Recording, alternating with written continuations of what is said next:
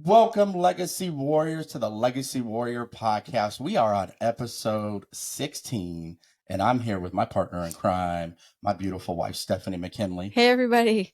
And man, y'all, we got a treat for you guys today. We're so excited to have two amazing humans on, some people that I met on a mastermind, some people that Stephanie is getting to know a lot better, that are just going out, living the entrepreneur journey, living life by design, and creating impact for everybody around them. So I'm super excited to just welcome Mike and Jill Riddell to the show. What's up, fam? What's going on? What's up? Yes. We're super excited. If you're watching on YouTube, they are wearing Oh, yeah. Representing. Mike, you've been working out more, bro. You've been kind of buff. Right now. Hey, you're on flex now. But what I love is, as we get into this topic on relationships today, you really have to fight for your relationship. And these guys have been married well over a decade. You guys have been married, what, 13, 14 years now, right? We've been together for 13. We've been married 9. Oh, man. So, yeah. And so you guys know, like Stephanie and I, you guys got young kids. When we had young kids, it was a struggle sometimes. And we really had to fight for our relationship and fight for each other. And I know you guys are doing the same thing. So the fact that we have two marriages that have been through the struggle, but have come out triumphant and are really fighting to just continue to elevate who we are as people, but also in our marriage is incredible. So we're so pumped to have you guys on here today. Yes, so excited you guys are here. I'm so excited to hear more about your story. I've heard bits and pieces, and it sounds like it's really interesting. So I'm excited to jump into this. Oh, man. Okay, so everybody knows the format of the show when we have a guest is we go through the bio, because I want you guys to know about these beautiful human beings, not only their marriage, but what they've done individually in the way that they've supported each other's success along the way. So we'll start with Jill. So Jill is a mother. She's a wife. She is a ER nurse. And most recently, I think close to 50 episodes now, she's the podcast host of Life Without Secrets, something Stephanie and I got to be on together.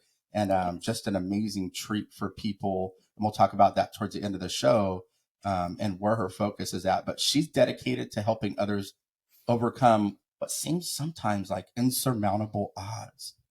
And Jill's insights have been honored not only with the Daisy Foundation, but her work's also been featured on ABC News. So she's out here doing big things. And, right beside her is Mike. And I got to tell you, Mike is living that entrepreneur journey, living that dream. So he's really involved in leadership and transformation and developing teams in multiple different aspects of the financial industry. And right now, he's hyper-focused on really solar energy, bringing that to homes, helping people alleviate their bills, creating impact and change on the environment. And so I love that. And, Mike, you're with Skyline Smart Energy, running one, if not the top teams in that company. And what I love too is you also take time to really motivate and inspire other people to find their purpose and live the life that they really want to live. So that, y'all better just take out a notepad. Y'all go ahead, because I know they're going to drop some bombs and some golden nuggets on us today. Yes, we're so excited because you guys, I feel like we really relate in so many ways, like just being married for many years, raising small children, the, peaks and valleys you go through in a marriage. I know you guys have some huge insight to give everybody on, the things that come into your marriage and how that can affect not only your marriage, but you raising your kids. And so important for so many couples out there to hear this kind of stuff, because I think it's not talked about enough. And I love that you guys have the courage to get out there and share your story the way you do. I love that you're doing that in your podcast. It's, we can't have enough of that, in my opinion. And I think you guys are going to save a lot of marriages too. So we want you guys to can you start out by just sharing with us like a little bit about your journey as a couple, how you met and how you got to where you are today? Of course. Do you want to start with our one-liner, Mike? Yeah. I'll start. This is the easiest one for me to start with. So everything that happens in Vegas stays there, except for my wife. Okay. Lord, maybe Jesus. Oh, you just caught our attention real quick. And then my next line is always, and it wasn't like that.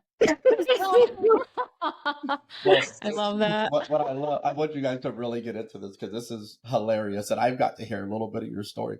Stephanie and I were telling our story a couple episodes ago, just a little bit more in depth, and her version does not match my version, and it's hilarious.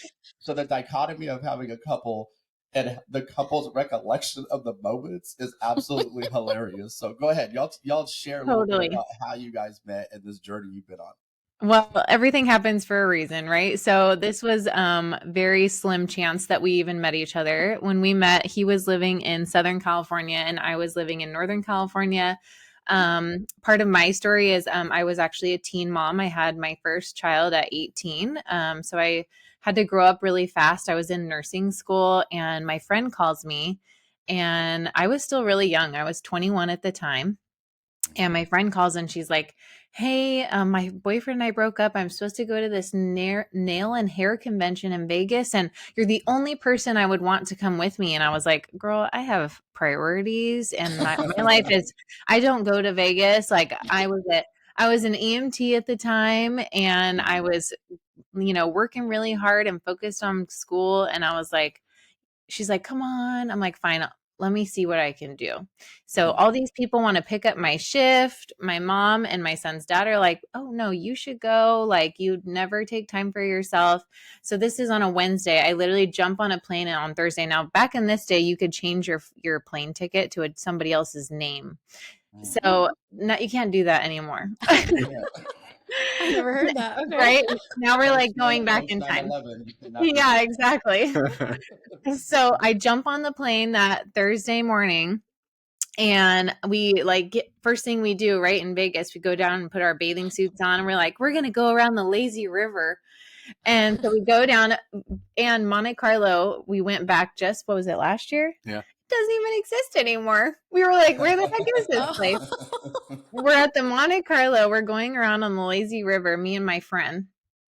And this guy over here, he's hanging out in the side of the pool with his buddy. And they start asking us questions. And I'm like, dude, what is this? 21 questions? Like, what's your deal? And his friend is, I would say very social. Mm-hmm. And kind of trying to get at me and my friend, and we're like, okay, well, we're just gonna making friends. right? Yeah, right. Like so we're like, all young men do. Yep. Exactly. So we're like, we're gonna get out. And so what was your guys' last question? I think our last question, funny enough, was, well, where are we going to meet tonight? Mm-hmm. Right. Hey, and you still do sales. If that is always be closing, baby. So the funny part about it is he was a police officer when I met him, but he's always had a very entrepreneurial mindset. So he would go buy cars from the police auctions and then he would fix them up and sell them on the side, like as a side hustle. And so him and this buddy he was with, that they would do that together. And so funny. So his friend gives us his business card and it's like this card with like a Ferrari on it or something. And we're like, oh, big ballin'. So we're like, okay. So we're like, okay, we'll meet you guys later. All right. Like we'll meet you 9:30 downstairs at the lobby or whatever. So we go on the rest of our day. Us girls, we're in Vegas, right? It takes us like 2 hours to get ready. And we meet them, or it was like 9:30. We're like, let's make them wait a little bit. And so we come down there, what? 10 o'clock. And they're still waiting for us. And we're like, they're still here. So we walk out of the elevator and no joke, like, you say this real well. So she wants me to take over. So listen, I'll tell you that night. So I was literally, I just came out of a relationship and I was to the point where I went to Vegas and I told my buddy, said, listen, I'm down to go and like wingman for you, but those girls are super high maintenance. And this is like true story. Like, I'm like, they look super high maintenance. That's not what I'm here for. And I said, I'll wingman for you. I'm going to give you like maybe 2 hours. And, I'm going to dip out. Like, that was kind of my plan going into the night. So sure enough, 10 o'clock rolls around. They come down. I mean, let me just be real with you guys. 2 completely different women come out that elevator, right? Like, the girl at the pool ain't the girl that came out that elevator. She was just like stunning, like, whoa. But they were stunning at the pool too, don't get me wrong. But the crazy part in this whole story, and we talk about it because it's always cool to remember, obviously how we connected. We started walking, and guy code, right, as Walt should know, is hey, the girl picks the guy, not the other way around, right? So sure enough, right, Jill like just gravitated to me, and next thing you know, we're walking hand in hand. She's a little tipsy, she had a couple drinks. She was pre-gaming before we went down there. And crazy enough, we walk to a bar, we go get a drink, and as we get a drink, I swear to you, one of the biggest things that attracted me the most to Jill was that she was a mother and that she wasn't afraid to talk about how proud she was of her son, right? And I think there's a lot of moms out there that probably need to hear this, single moms, that to me, like, she was more mature. She knew what the heck she was doing. And I swear to you guys, it's the divine intervention moment where you're like, holy cow. Like, within about 30 minutes of connecting with her, getting to know who she was, I was a cop. She was going to be a nurse, right? She was an EMT at the time. I knew that I wanted to spend the rest of my life with this girl. Like, swear to God, there's no like, just like fluff on this. 30 minutes into this thing, we're already like talking to each other. And I'm like, wow, this is really like, really weird. Like, God puts the people in your life at the times that you need them the most. And I completely was in Vegas for completely other things, right? So sure enough, that's like divine intervention, how we connected and how we got to like really take it from there. But it's funny because I'll let Jill talk to you about the, kind of that night. And, we ended up making promises to each other like, hey, we're not hooking up tonight. We're going to take this a little bit further. I want to get to know who you are. And she tells the story better, but she didn't even give me her cell phone after that night. We stayed up all night talking to each other and getting to know each other. And she left me with the dang email address, guys. Make them work for it. And if you know Mike Bell, he does not email anybody, okay? That is impressive that happened in Vegas. I just Yes. Yes. That is not the place you expect to meet your future soulmate and get married. No, you do not. Yep. What's super cool about that is I love what you said, Mike, and I think more people need to hear this because after Stephanie and I met, we talked all night at the club, and I broke my ankle before we could ever go on our first date, shoot and hoop. And so we talked on the phone for a month. And I wish that people had to have these moments with each other before they jump into a relationship. Because let's be real, ultimately, there's got to be some level of physical attraction at first. But the physical attraction in an instant will go away. True connection is built from conversation and those moments, like you said, her talking about being a mother and her goals and her dreams. And you're just like, this is, you know what, this chick is amazing. Yeah, I love that you pointed out that that's what stood out to you, because I think everybody has like little things that stand out to them, because I say the same thing like when I met Walt, even though it was a dance club, same thing. Like we had both just gotten out of relationships. We both weren't looking for that. We were just looking to have a good time.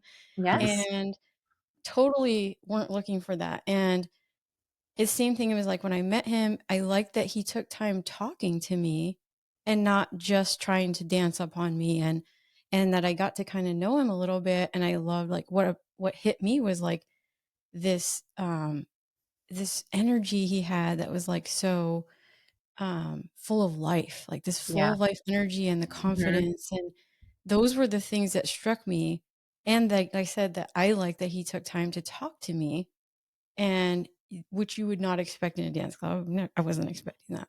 But the same kind of thing. And this is kind of advice I like to give single people, is that just be open, because you never know when the right person is going to walk into your life and you just have a chemistry and you can't explain it. It's not something that can be put on paper. It's like you just feel it. Yep. So I just recommend people stay open. Like, Yeah. Okay, so how did you guys go from balling out in Vegas, Ferrari business cars, Right. deep conversation, the first Yeah. time you guys really ever got a chance to talk, to being married? Let's segment and take Yeah. that part of your story.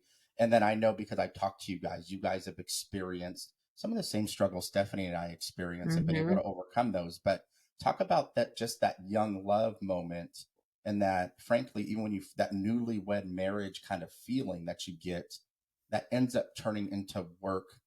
And if you don't do the work, potentially resentment later. Talk about that with the Yeah. folks here. Yeah. So we were in a fairy tale. Like, let's just call it what it is, right? So I went home and told my mom after that trip to Vegas, like, I met my future husband, like just how Mike was saying it. And we emailed for 2 weeks before I gave him my number, because I had a different mindset, right? Like, I had to be very protective of like who I let enter my life, because I had a son and I was not willing to allow somebody into my life completely until I got to know them on more of a deeper level. So we really dug deep into like what we had been through. So, I until I was 18, my dad had hidden me as a secret from his family. And so I struggled a lot with males in my life. I was always like looking for that male to kind of fix what I didn't get as a child. And on Mike's end, I mean, he can speak more on his story, but he had the opposite, like where his mom, kind of left when he was 5. And so he was kind of struggling with that. And so we really connected because we shared in what we had been through. And then, being that I was a mom, there was a lot of people that I felt like really couldn't understand me on a deeper level, because I had to grow up so fast. And he was already a police officer.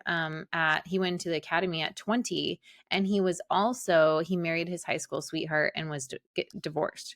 So he had been through something like not very common at his age, and I had been through something very uncommon at my age, right? So we could understand each other on this deeper level. But at the same time, we're entering this, like, I mean, we were infatuated with each other. And when you're young and when you're in love, and you just connect on every level, you're willing to do anything to like get to see that person, to spend time with that person, right? And so, like, meeting each other's needs and expectations it's easy in the beginning, right? Because that's all you think about. And then, we so this whole time we're dating, he lives in Southern California and I live in Northern California. And so it takes a lot of effort. So like, we both feel so important when we see each other, because we have to create our schedules around each other in order to make this work. And I was how not far away were you guys, as far like a flight or a drive? Like, give the audience an idea of that yes. don't know Yeah, because California. California is big, right? So I live in Northern California, he lives in Southern. It's about what? It was like 7-hour drive. Or it can be like a quick, like 1 hour and 20-minute flight. And back in those days too, gosh, I feel old saying that. Back in those days, like, you could get flights for $49 too. So it was a little bit like easier for us. Hey, we But got you guys by about a decade. Hold on. right. But he also, like, I mean, let's just be real, Mike. Like, when we talk about like secrets. like sales and stuff, like the first date we had, we met in Pismo Beach, which was halfway between Southern California and Northern California on the coast. That was our first date we had, and he like brought me a Coach purse. Like, he was like he was like spoiling me rotten every time I saw him, and I was like, you know, and I'm I'm gonna have to date Mike. What the Hey, dating tips real quick. Okay. Don't do everything you want to do with a girl in the first year, because then there ain't nothing else to do. I took her to Hawaii. I mean, where else? Okay. You know what? You Yeah. were totally romancing her big Oh time. gosh, he was like the biggest salesperson I ever seen. No, I am a world-class salesman, but the reality is it doesn't work very well in your marriage. Okay. so yeah, so we're going long distance, and eventually, you know, it's always about this 2-year point, right? Where like the butterflies and the fairy tale starts to kind of trickle down and reality starts creeping up. And I think with women too, like, let's be honest, like we do have this like internal time clock, right? Where like in our bodies, in our minds, like, and with me, I felt, you know, that pressure a little bit too, because like I had already had a child. I'm already very career focused, and I'm like, well, what are we doing? Because like he lives here and I live here, and when I start putting a little pressure on him, and now he's already been married and divorced, right? And so this is starts creating this what would you call it? It's pressure. It's this negative kind of conversation where we're like we're trying to have these hard conversations, but we're also trying to like give each other our baggage.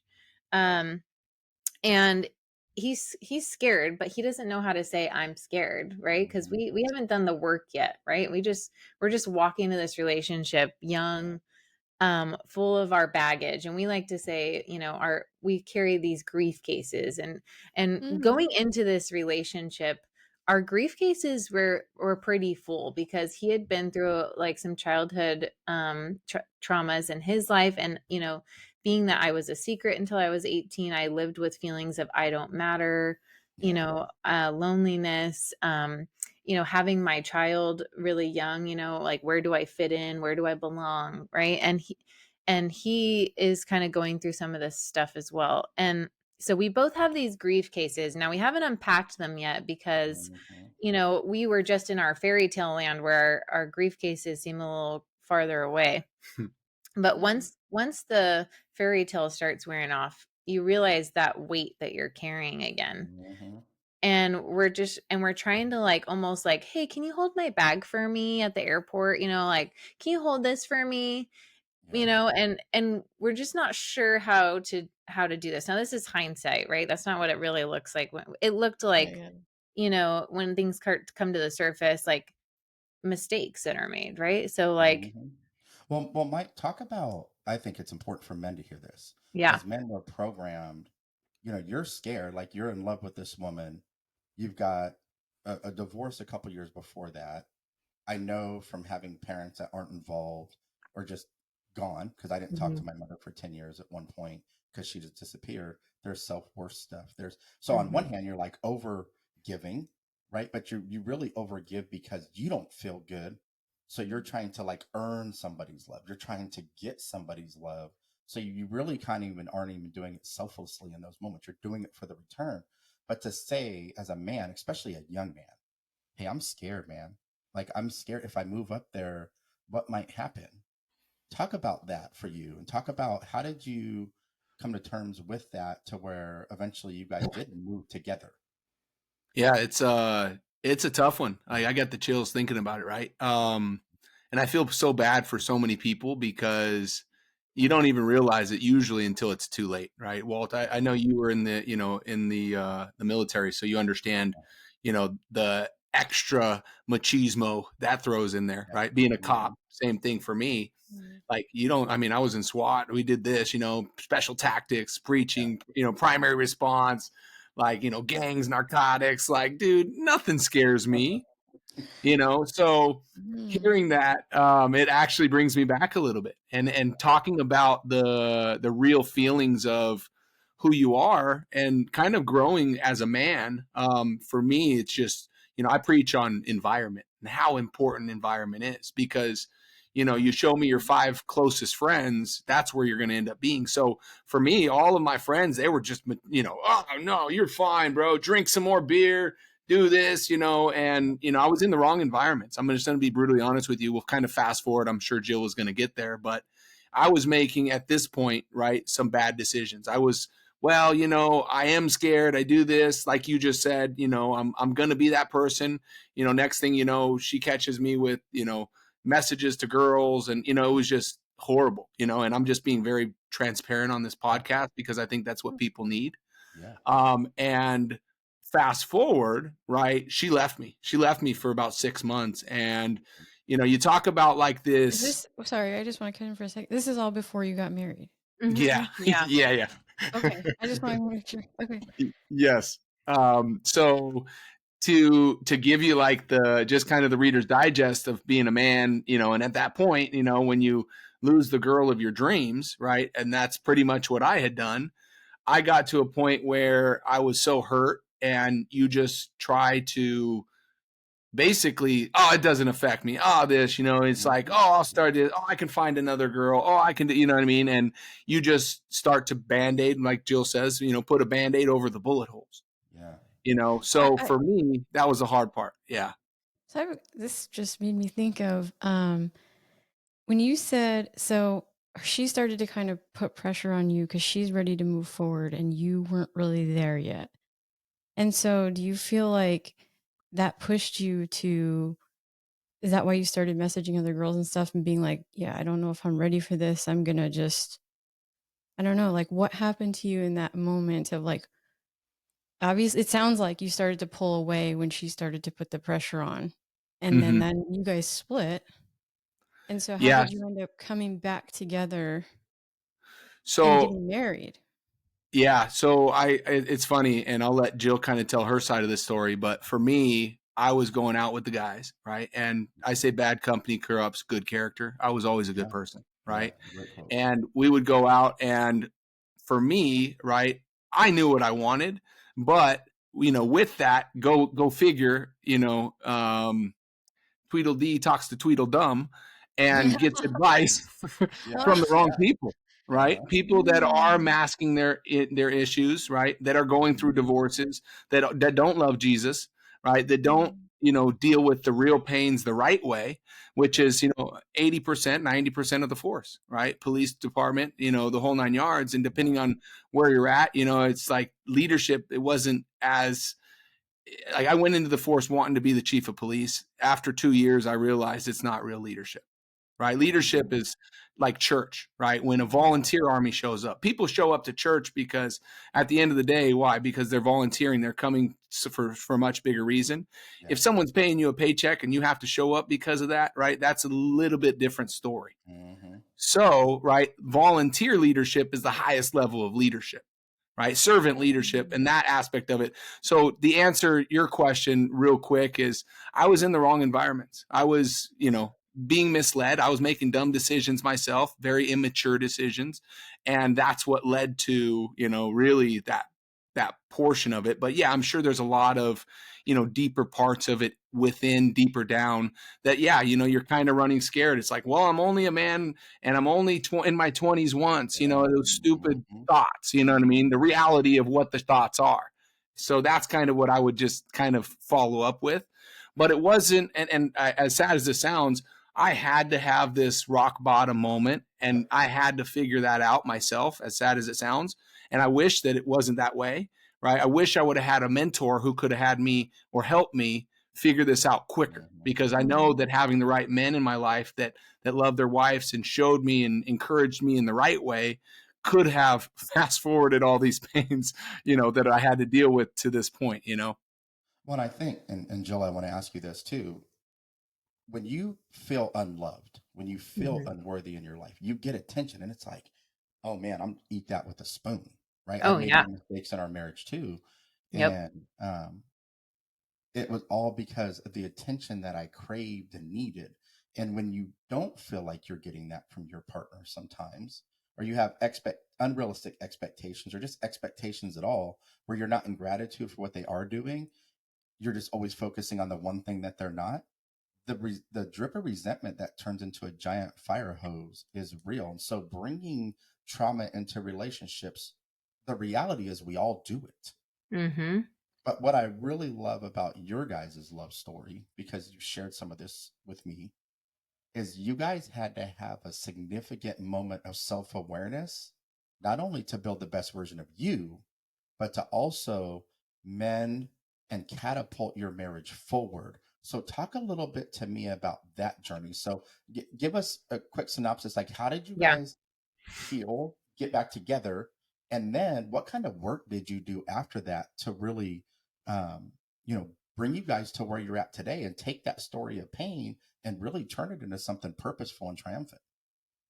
Yeah, I wish I could say that was just like a one-time thing and we learned and got better from there. But no, we didn't. So what we did do is we then, filled our grief cases with more, right? Because now, those feelings, like you're saying, of being unloved, questioning if you mattered, in those situations, we just added that to our grief cases, right? And so we're going into our marriage with these like grief cases that are so full, and we have not unpacked them at all. So Mm-hmm. we carry all this baggage. We get married and we get pregnant on our honeymoon.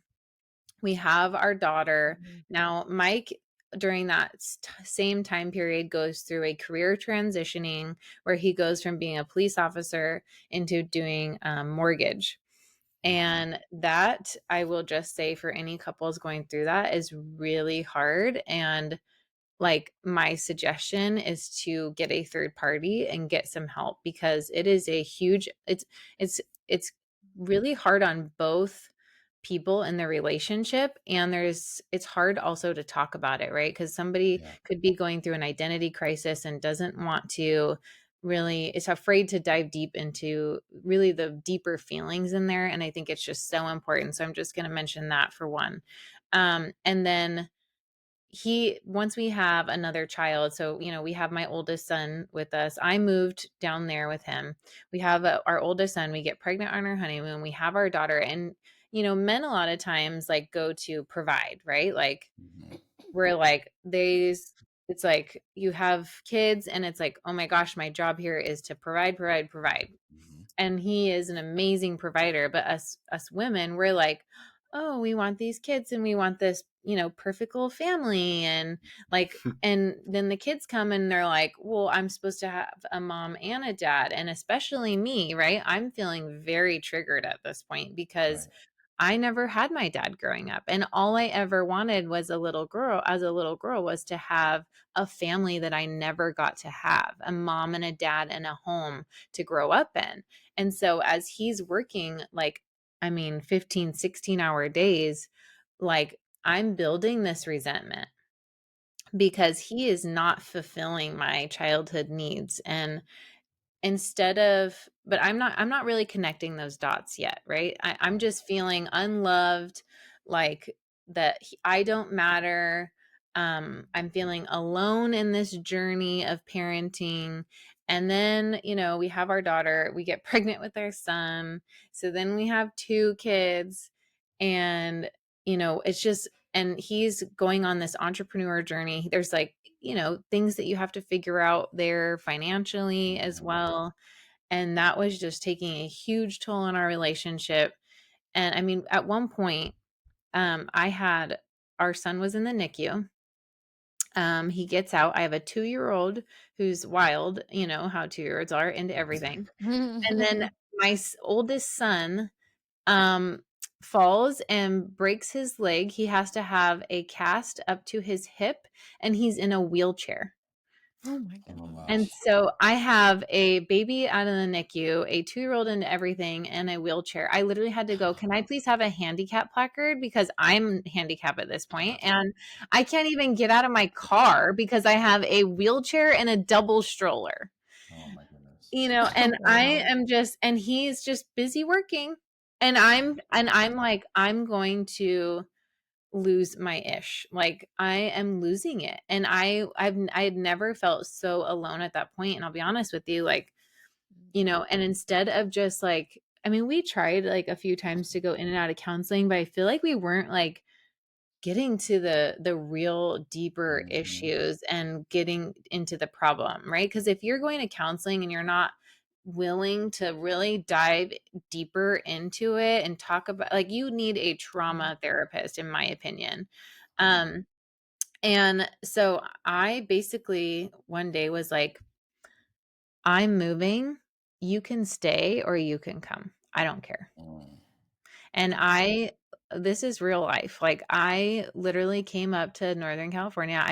I just needed family. That's all I knew growing up. I just wanted some comfort.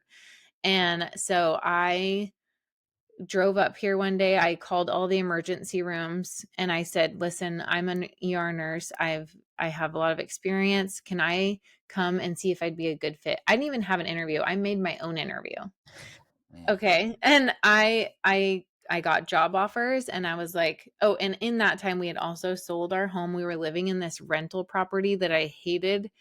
And so it was just so chaotic, and I just wanted to feel like some safety and security and not feel so alone. Before you made that move, were you working up to that point or no? Yeah. Or you Yeah. were working the whole time? Yeah. So, and we had, honestly, this, like, Jenny was our nanny. And if she's listening to this, like, she was a lifesaver for me. Like, she was like a mom down there to me. I could not have done that without her. And I literally was like, I don't care what you say. Like, I'm moving. Like, my talking about grief cases, like, it was like just all over the place, and I didn't know how to pick up the pieces. I didn't know where to put them. And we came up here. He had changed companies, and things were getting a little better. I felt like I had a little bit of control in my life. And I was working part-time back then. I went back to work full-time, and I had built this, like, resentment and bitterness. And to be quite honest. And so I wish I could tell you that that was it and we, unpacked it and went on, but it wasn't. I carried such bad resentment that then I started getting attention at work from another male. And I, just like you said, well, like, when you're feeling so unloved, you will literally eat it like off a spoon. And so I got wrapped up in that, and he found out about it one day, and both of our bags unraveled at the seams, and everything just got splattered all over the floor. Like, it was like you went into a hotel room, took your bag and just threw it all over the place. Like, anything you can think of, it splattered all over the place. And it was in that moment of, like, tremendous pain and shame and hurt on both of our parts that, like, we had to make a big choice. And we either had to continue to leave our crap all over the place, and really what would happen is we could walk into something else with our messy life, right? Yep. Or we could pick all this stuff off the floor and figure out what drawer we were going to put it in, what shelf it's going to go in, so that when that drawer opens, we can figure out what to do with it and how to put it back. You needed some tools for your toolbox. Yeah. Like, how do we deal And with this? and so at that point, I'll be honest, like, I wasn't sure I wanted to stay. Right. And he wasn't sure probably he wanted to stay, right? Like, we had just literally punched each other in the face over, like, the last 5 years. Right. And we got individual trauma counselors. We got a Christian family therapist, and we had a trauma marriage therapist. Okay, we were paying a mortgage payment in therapy. Yeah, I think that's important to talk about that because you really did have to invest into your marriage by getting the help you needed individually and together. And I want people to hear this. People think it's so it's not even worth it. It's not worth the fight. We're just going to get divorced. A Yep. divorce will cost you a hell of a lot more in just finances, much Yep. less morally and emotionally than getting counseling ever will. So talk Yep. about that commitment you guys made to the financial aspect of that, because somebody out there listening needs to hear this piece of it too. Yeah. Yeah. I mean, I'll tell you now, being on the other side, that it's 100% worth it, and it was worth every single penny. And like, I'll be honest, like we had stuck it on a credit card at a time, you know, like this, but it was worth it because, and I'll tell you what we did at the exact same time we went to therapy. We started over. I literally said, I don't want the marriage we have. I really don't. We started off like on a rocky foundation. Yeah. It was not stable, and I want to literally build it from the ground up. And so we started going on dates, and we used the Adventure Challenge book, the couples edition, for anybody out there that wants to, and it helped us come up with new ideas. But we had to start doing new things we've never done or that we hadn't done in like 10 years together, to relearn who the person next to us was. So, because, and I mean, we went whitewater rafting. We went, we hadn't been bowling, like, we hadn't been bowling in years together. We went bowling. He was a police officer. I had never shot a gun. Like, he took me shooting. Like, we just started creating, and we would have, every week we had a babysitter, and that was another thing we paid for. And we would go on these dates, and we would learn, and we learned about the other person, and we were willing to figure out what they liked and try to participate in whatever they liked, instead of being so like me focused, because I think that just naturally happens, right? And diving deep, we would go to therapy, and they'd call it the crazy cycle, because we literally did not know how to talk to each other. Like, I just want to jump in for a second. yeah. Can I just back up for just a minute? Because Yeah. you guys talked about like this come to Jesus moment, and you both had a realization like we can't continue forward like this.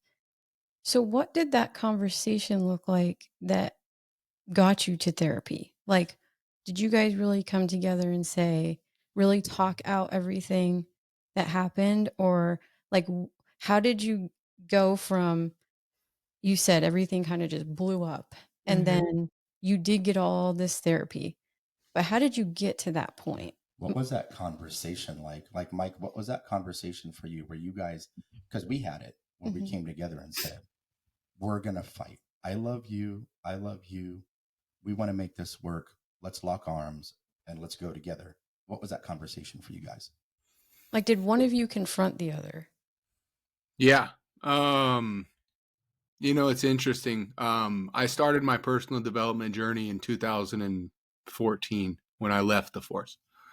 I left the force because it wasn't supporting the best version of who I was, right? So fast forward, right? I got a dose of my own medicine, and it was probably the worst pain of my life. If I didn't have kids, I wouldn't be here. Straight up. Right. For me, you know, it was about my daughter, about my kids, my family, just being very vulnerable with you guys. Yeah. I appreciate that. I tell you, the deepest part of my heart tells you that God shows up when you need him the most. He always does. I couldn't have done it alone. Yeah. So the answer is, you know, I think I had a conversation with God, and I might not have been as nicely speaking, you know, but I asked God to help me, and he did. That's really the real conversation. Like, I don't think I've shared this with anybody, you know. Thank you for that. It's that's how the conversation started with me. I don't know about for you. Sorry. No, I feel that very deeply because I was in the same position. Same thing.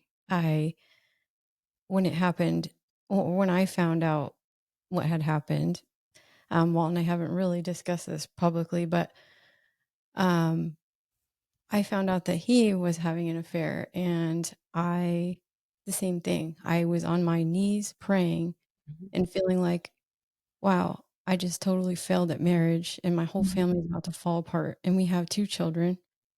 And I was questioning, like, do I just pack my stuff and leave?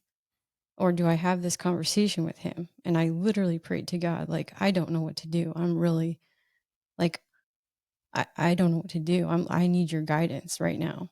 The same thing. And it was later that evening that we had a real talk and I really confronted him and I gave him an out. Even I said, I just need to know, do you still love me? Because Mhm. I'm not going to stay if you don't.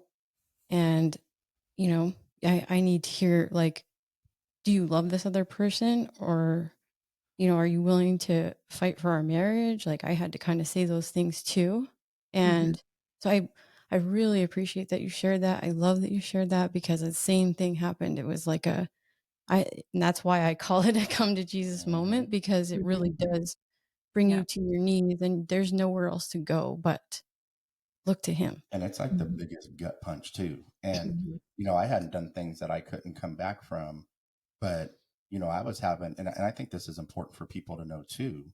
I was texting back and forth with someone I met at my cousin's 21st birthday that pursued me, and she lived in In Canada Vegas. and I was in the US, and there was safety and distance, and it was an emotional, but for me it was an ego boost. It was like that attention that I felt like I wasn't getting in my marriage. So it was both of our decisions that led to that point, but I'm the one who made the decision to just continue to keep that attention. So, and Jill, you talked about it at work. Somebody gives you attention. Yeah.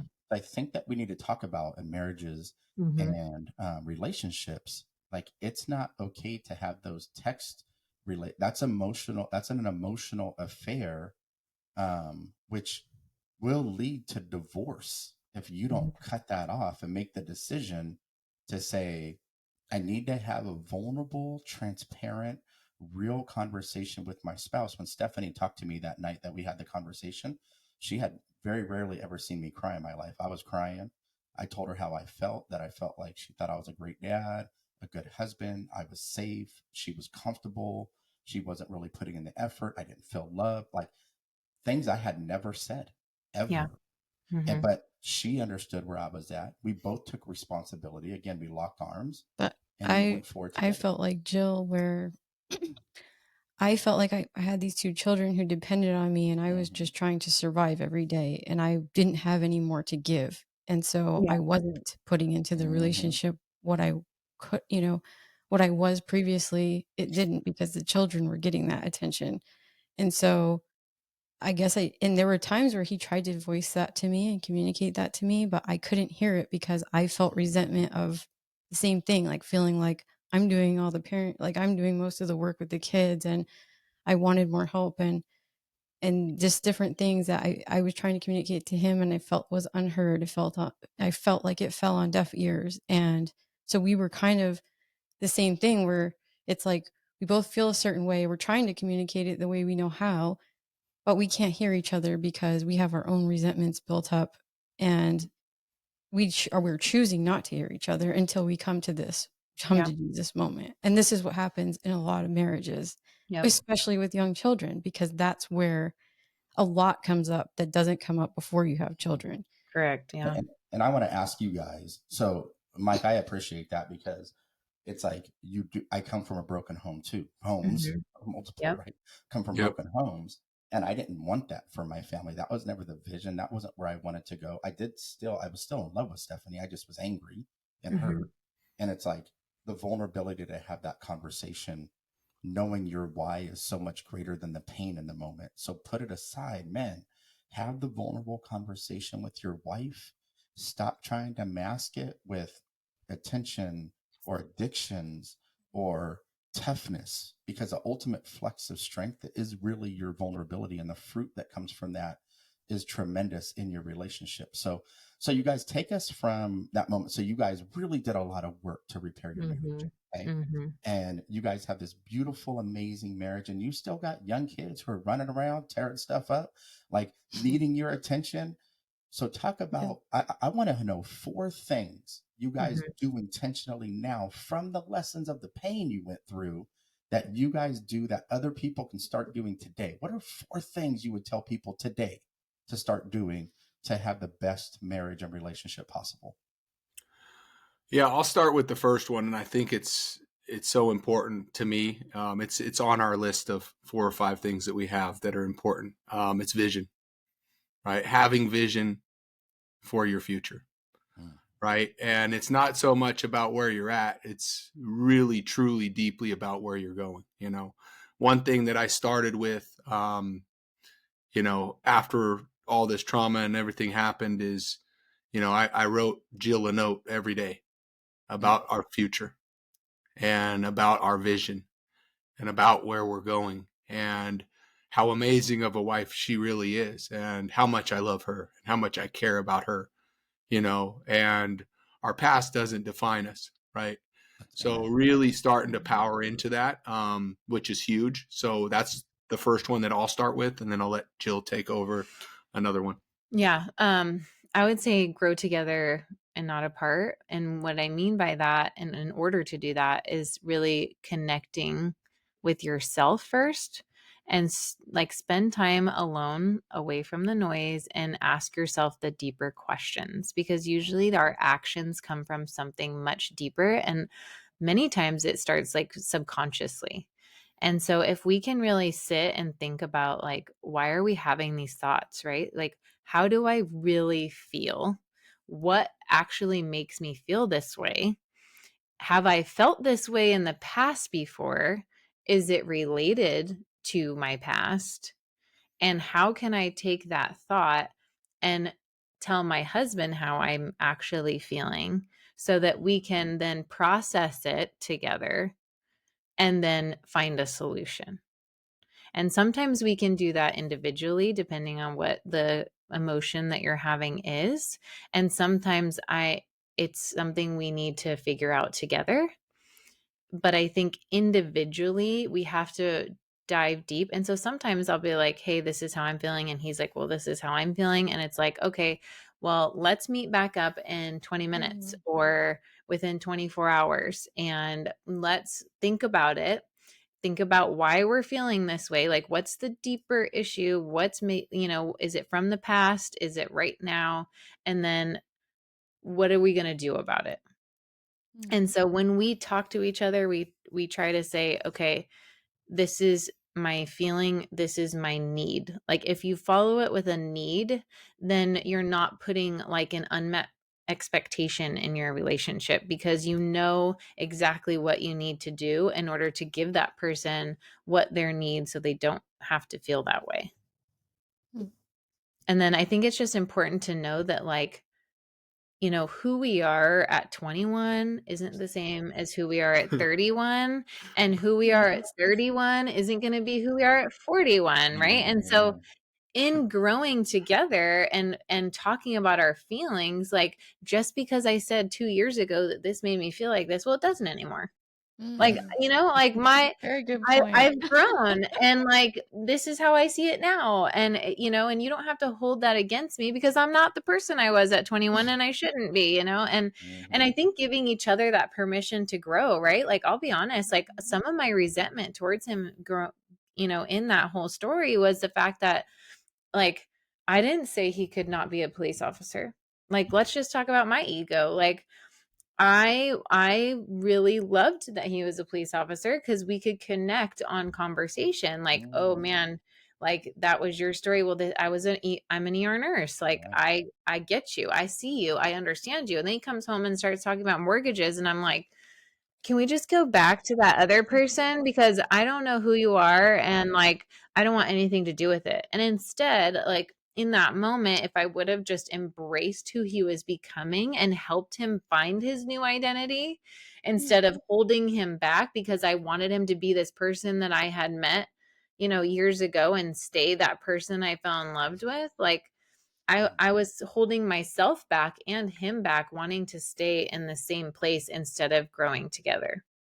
Good, So really good point. so yeah, grow together, not apart is a big one. Yeah, and one of the other ones that we talk about is, really understanding if you're on a plane and it starts going down, what do they say? Right? Put the oxygen mask on yourself before you go and take care of others. So self-care, right? Visualization, working out, eating right, all of these things, getting pure, getting back to the book of, the Bible, whatever it is for you, making sure you take care of yourself on a consistent basis. Not, I'm going to do it next week. I'll get there next year. You know what I mean? It starts today. It really does. And I'm speaking to myself because it's funny. We've all been at points in our life where like, I'm peak state, I'm here, I'm fired up, right? But now it's like, oh man, I just gained 20 pounds. Like I got to get back there, right? So it's start now, right? I know when I work out, I feel better. My mindset's better. When I eat right and I drink a gallon of water, I have way more energy. And it's like, oh my gosh, I got to do this. So it's like, get back to your self-care and self-love. And, obviously from that standpoint, that was one of our, what's that, number 3? Yeah. Like 5. Okay, we could do a bonus one in there. Okay. I would say 4 is praise the progress, because you're never not going to have struggles. And it doesn't mean that just because like we made it over this hump that like we still don't get triggered, or that we still don't struggle with things. Like we've just put tools in our toolbox now, because that stuff still comes up. I mean, you've seen Mike get emotional. Like this is not, it's not, you don't just get over stuff. Like that's not how this works, right? Like this is a process. And I think if you just focus on praising the progress, I think that's like where you're going to, because we're not perfect, right? We're never going to get it right 100% of the time. And we're still working on it. Like that, like in all transparency, like, we still like go to bed and we're like, oh man, this has really triggered me, and it's like, well, I'm now feeling triggered. Can we talk about this in the morning? Like, I mean, that's just reality. Like there's no, oh, we're going to make it over here and now we have this perfect marriage. Sorry, that doesn't exist. And so like the goal is to just, get more tools in your toolbox, because, buckle up. You might have to wear the, I think instead, you recognize it faster. right? Like wear the tool belt instead of having the toolbox. The toolbox you got to go find. If you wear the tool belt, like you just keep them with you. Okay. Keep those tools in that tool belt. Yeah. And just for our bonus one, I know you said 4, but go after adventure together. Like, don't stop learning about each other, obviously, but like I started, my podcast this last year, and he's been like my biggest cheerleader, and we've really learned how to like support the person that we're becoming instead of like being focused on who we were. And like after this today, we are going to do a walk and talk, and we're just going to adventure together and talk about life, because life is so busy, and the world just gets busier and busier with all this stuff that we have coming at us, with text messages, emails, social media. Like, oh, you have to do this, you have to look this way. Like everything will take away from your relationship so fast. And so if we can create time, like on Sunday nights, we try to say, okay, what's your week look like? What's my week look like? Where can we fit in something together? Because this is our priority. If we say it's going to be a priority, we have to put it on our calendar. Yes. And if you guys look at all of those, the 4 things plus the bonus one, it's all intentionality. For sure. All of it takes intention. So yeah. Yeah, so if you guys are like us and you relate to this beautiful couple right here, I mean, you two are 2 beautiful souls. I just commend you for your courage and your vulnerability. I can't stress how important that is. And I just love what you guys are doing. I love that you talk about this. We can't have enough of it. And so you guys, Jill does a podcast, Life Without Secrets. I highly recommend. You can go and listen to them talk more about this stuff. They give you more tips, more tools. And most of the time it's just Jill, but she has been doing some with Mike, and because they recognize how important it is for couples to hear this and hear both perspectives. And so, yes, Life Without Secrets. Check her out. And you guys, I hope you took away what they were saying, because those are vital tools to a healthy, happier marriage. And like she said, it's a continuous journey. We're always working on it. It's never going to be perfect, but man, you can be so much happier. And like, it's like she said, don't ever stop growing together. And I can't, like, we are in the same boat. We relate so much because it's the same. It's always going to be a journey, a continuous journey. And we just keep getting better and we keep growing. And, you know, I know for Walt and I, we recognize a lot of these things faster and we work through it faster. That's all that really, you know, let's say, like you said, the triggers are always going to be there. Those things still happen. We just recognize it faster, communicate faster, you know, really try to work through it instead of, you know, going apart and doing separate things. We try to come together and really work together. So we just want to thank you guys. You know, the three of us became fast friends. Steph didn't get to go with me to the mastermind because she wasn't feeling well that week. But so I'm so excited for the four of us to join forces and be on here for the people who need it. So just thank you guys for your vulnerability, your honesty, and for your commitment to just not only fighting for your relationship and really living that warrior, that legacy warrior life, but also just coming on with us and teaching other people how to do the same. Yep, that's the goal. Hey man, thank you for having us, brothers. It means the world to us. Yeah, definitely. And so look, guys, go check out Jill's podcast, Life Without Secrets. If you just type that in on any podcasting thing, you're going to find her podcast, which is a top 3% podcast, by the way. Let's go. Yeah, I see you. So look, join us next week as we talk about the seasons of life, because Lord, you just heard theirs. You've heard ours. We all go through seasons of life, but we're going to really give you some keys on how you can move through those seasons and into your winning season faster than ever before. And look, we always talk about this on here. If you know somebody that can benefit from this conversation that we just had, don't be silent. Don't sit and not do anything. Maybe it's your spouse. Maybe it's a friend. Like, be the person who helps somebody else catapult their relationship.